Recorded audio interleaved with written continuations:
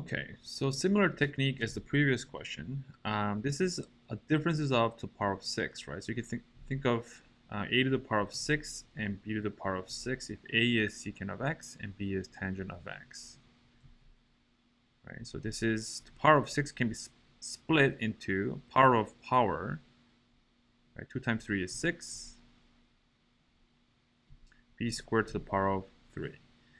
So now what we have, okay, is the difference of q, which has this as a formula.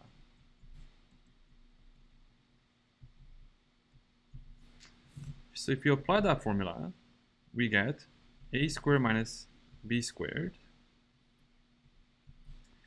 a to the power of 4 plus a squared, b squared, plus b to the power of 4.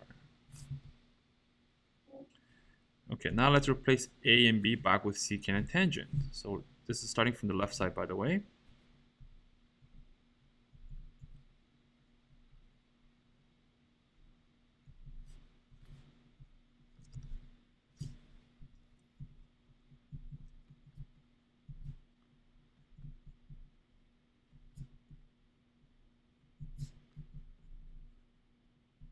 Okay.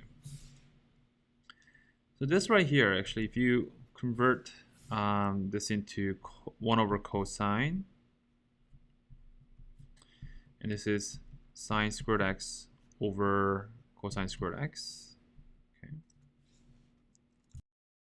We rewritten as with a common base of cosine, and the numerator we get 1 minus sine squared x. But that's equal to, the numerator is equal to cosine squared x. This bracket is going to equal to 1. Okay. So this is going to disappear, and we have secant power of 4. Now let's think about what's left over. How do we get it to look like the other side? First thing, the power on the right side is only 2, not 4. Okay, so this is going to equal to 1. So how do we lower the power, right? How do we lower the power? And we just saw that this is equal to 1.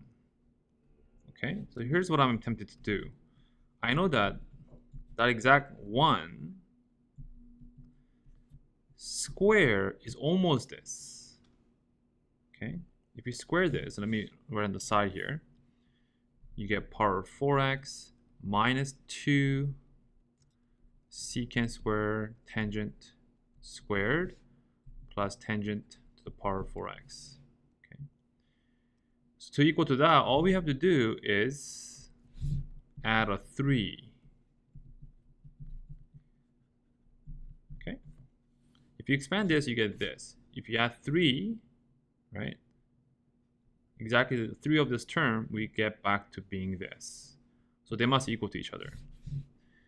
This is great because now we can say, well, that's equal to 1, and we have plus 3 secant squared x tangent squared x, and that's exactly what we have on the right side.